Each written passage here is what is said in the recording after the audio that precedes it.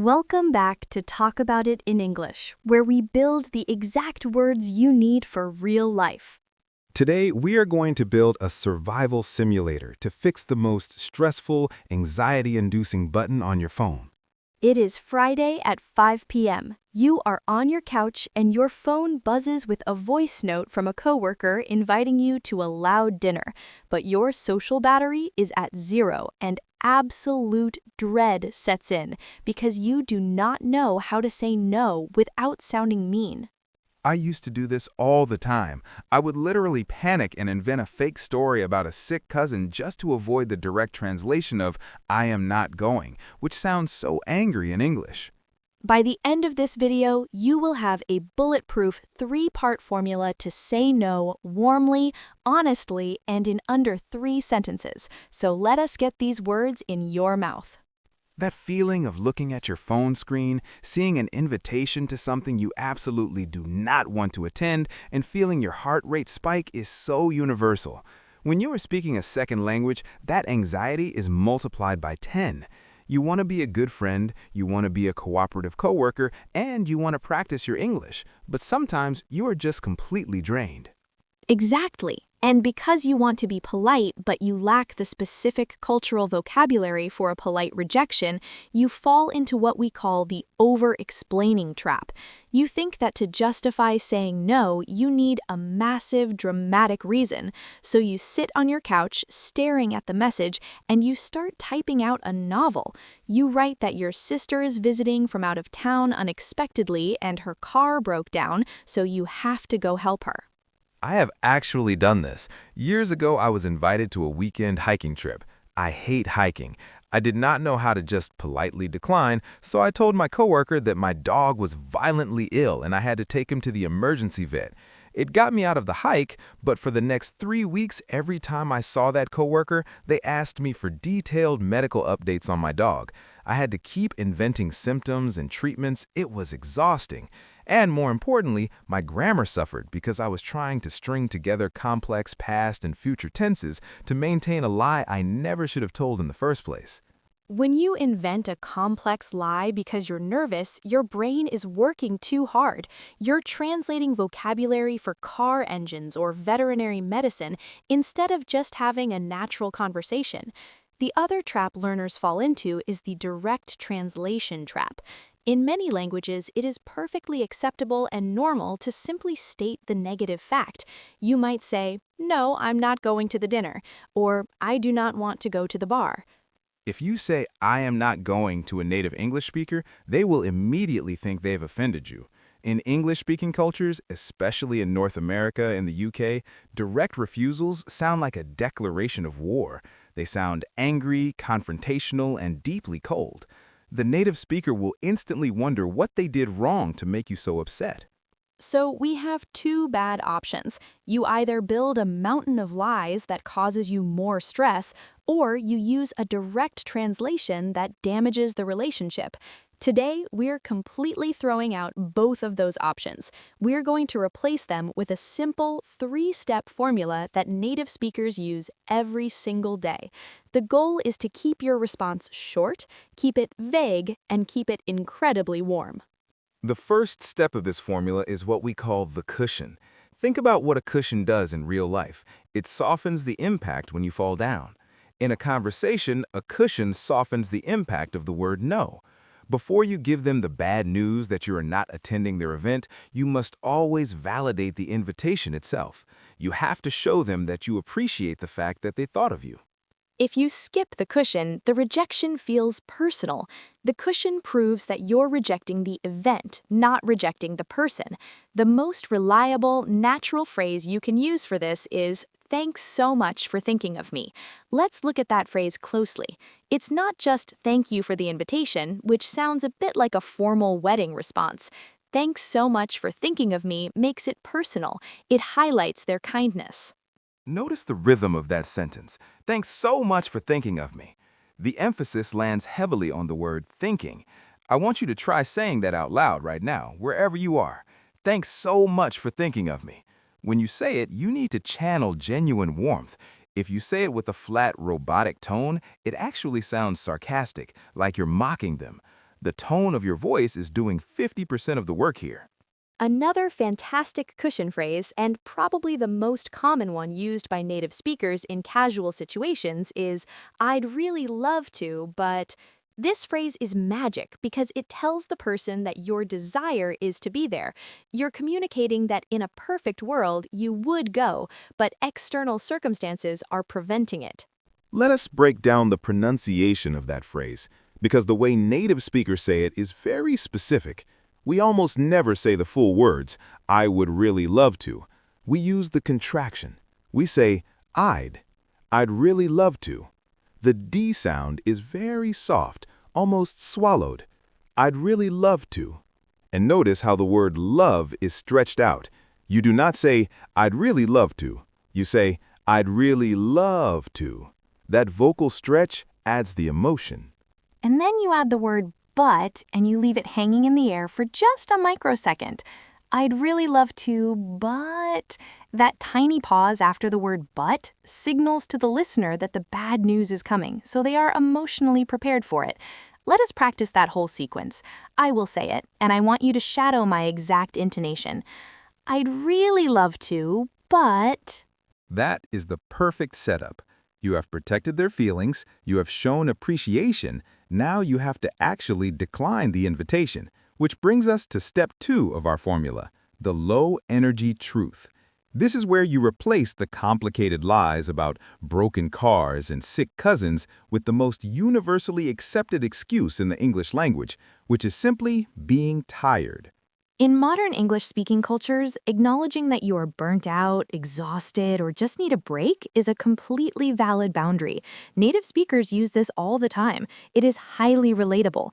When you tell someone you are just too tired to go out, they do not judge you. They usually feel sympathy because everyone knows what it feels like to be exhausted at the end of a long week. The secret to the low-energy truth is keeping it vague. You do not need to explain why you are tired. You do not need to list the projects you worked on or the chores you did. The feeling of exhaustion is the complete excuse. One of the best phrases for this is, I have had a brutally long week. I love the word brutally here. When learners try to express extreme tiredness, they often default to saying, I am very tired, or I had a very bad week. The word very is fine, but it is a bit weak. It does not paint a picture. Adding the adverb brutally changes the entire feeling of the sentence.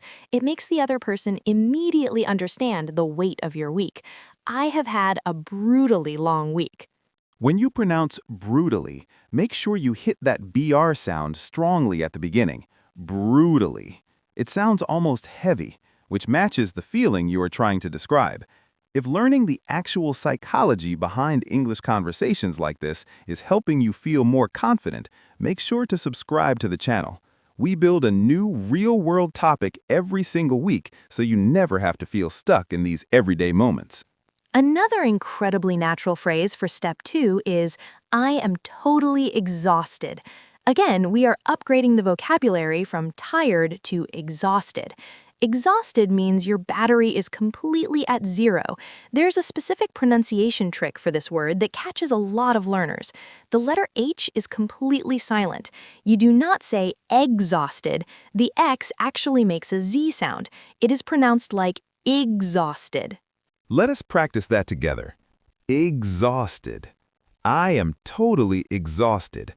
When you say this phrase, let your shoulders drop a little bit. Let a tiny bit of air out before you speak. You want to sound tired when you say it. I am totally exhausted. If you say it with a massive smile and high energy, it sends a confusing, mixed message to the listener. Your body language and tone need to match the vocabulary. And if you want a phrase that sounds extremely cozy and intentional, you can use, I'm just going to have a quiet night in. This is a beautiful piece of cultural vocabulary. A quiet night in implies that staying home is a deliberate, positive choice. You are not staying home because you are lonely or because you have no friends. You are choosing a quiet night in to recharge your mental health. It sounds mature and balanced. It really does. When someone tells me they are having a quiet night in, I actually feel a little bit jealous. I think, oh, that sounds wonderful. I wish I was doing that instead of going to this loud sports bar. It commands respect. So let us look at what we have built so far. We have the cushion and we have the low-energy truth. If we put them together, it sounds like this. Thanks so much for thinking of me, but I am totally exhausted. Or, I'd really love to, but I have had a brutally long week. That sounds so polite, but it's also a firm boundary. You are not leaving the door open for them to argue with you. If you say, I can't come because I have to do laundry, a pushy friend might say, oh, just do your laundry tomorrow, come out with us. But nobody can argue with, I am totally exhausted. It shuts down the negotiation completely. However, we can't just stop the conversation there. If you say, I'd really love to, but I am totally exhausted, and then you just stare at them or end the text message, it still feels a little bit abrupt. It feels like you slammed a door. To make this a truly flawless interaction, we need the final piece of the formula. Step 3 is the pivot. The pivot is a forward-looking statement that protects the relationship. It is how you prove that even though you are rejecting this specific invitation tonight, you still value the person and want to see them in the future. The pivot shifts the focus away from the rejection and towards a positive future interaction. The absolute classic pivot phrase is, let's definitely catch up next week. This phrase does so much heavy lifting in English small talk. First, the phrasal verb catch up is the standard native way to say we should talk and share updates about our lives. Second, the word definitely is the magic ingredient. Without it, let's catch up next week sounds like an empty promise. Adding definitely injects enthusiasm back into the conversation. Pronouncing definitely can be tricky. A lot of learners try to pronounce every single vowel, definitely. But native speakers swallow the middle syllables. It sounds more like definitely. Let's definitely catch up.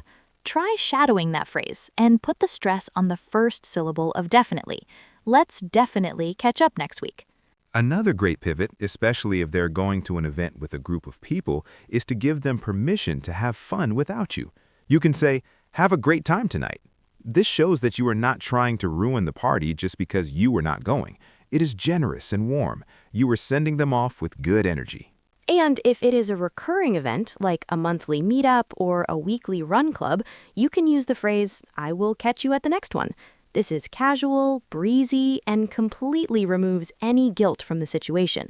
It reassures the person that you are not quitting the group or avoiding them. You are just skipping this one specific day. So, those are the 3 steps: the cushion, the low-energy truth, and the pivot. When you put them all together, you get a rejection that is polite, honest, and protects your social life. You never have to invent a sick dog again. You never have to worry that you are sounding aggressive. Knowing the formula is one thing, but producing it in real time when your phone rings or when someone is standing right in front of you is a completely different challenge. You need the muscle memory, so we're going to run the voicemail simulator right now. We're going to put you in 3 different high-pressure scenarios. I want you to literally speak your response out loud to the screen using the 3-step formula. Scenario number 1. It is Thursday afternoon. You are at the office break room making coffee. A coworker who you like, but who talks very loudly, comes up to you. They say, hey, a bunch of us from the marketing team are going to that new karaoke bar after work tomorrow. You should definitely come sing with us. Okay, pause. Feel that instant dread. You hate karaoke and you just want to go home and watch a movie on Friday. First, you need your cushion. You could say, thanks so much for the invite. Next, your low-energy truth. Karaoke is loud, so you need to contrast that with your need for quiet. You could say, I am planning on having a quiet night in this Friday. Finally, the pin it. You want them to have fun. You could say, have a great time singing. I will catch you at the next one. Let us hear how that sounds as one fluid thought. Thanks so much for the invite, but I'm planning on having a quiet night in this Friday. Have a great time singing. I'll catch you at the next one. It takes less than 10 seconds to say. It is completely honest, it's incredibly polite, and there is absolutely zero room for them to pressure you into going. Scenario number 2. It is Sunday morning, you are still in your pajamas reading a book. Your phone buzzes. It's a voice note from a friend who loves outdoor activities. They say, Hey, the weather is beautiful today. I'm putting together a group to go on a 3-hour hike up the mountain. We leave in 45 minutes. Grab your boots. The panic sets in. 45 minutes? You haven't even had breakfast. You need to shut this down quickly but warmly. Let us build the response. Step 1, the cushion. I'd really love to, but... Step 2, the low-energy truth. You need an excuse that explains why you cannot do intense physical activity. I'm totally exhausted from the week. Step 3, the pivot. Let's definitely catch up over coffee next week instead. Listen to the flow of that response. I'd really love to, but I'm totally exhausted from the week. Let's definitely catch up over coffee next week instead. Notice how James used the word instead at the very end. That's a brilliant little addition. It shows that you are actively proposing an alternative plan, which proves that you really do want to see them, just not on a mountain today. Scenario number 3. This is a tricky one. It's a text message from a distant acquaintance, maybe someone you met at a networking event once.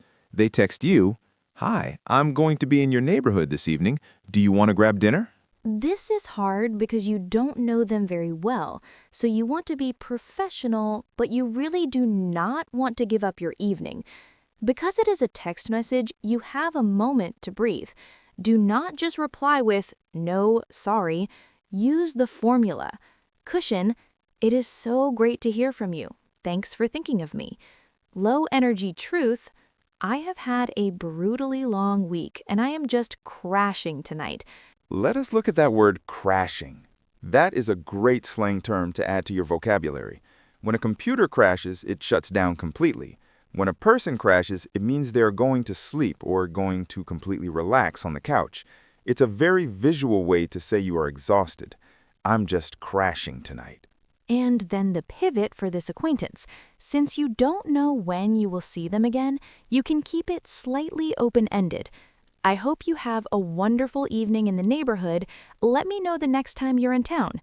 You have responded warmly, you have protected your boundary, and you have remained completely polite. The beauty of this 3-step formula is that it stops you from overthinking. When you're learning English, your brain is already processing so much information. You're translating vocabulary, checking grammar rules, and monitoring your pronunciation.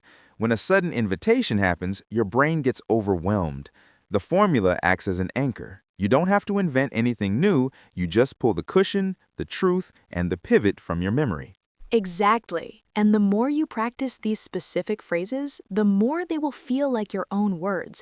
You won't feel like you're reciting a textbook. You will feel like you are just speaking your mind. You'll start to notice that native speakers use these exact patterns constantly. Once you tune your ear to it, you will hear people talking about their quiet nights in and their brutally long weeks everywhere you go. That is the ultimate goal. We want you to feel comfortable navigating the social realities of English, not just the grammar rules.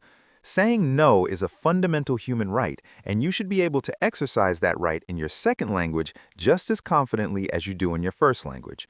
You do not have to be a people pleaser just because you're an English learner. Open your text messages from the last month, find one invitation you awkwardly accepted or badly declined, and mentally rewrite your response using this new 3-part formula.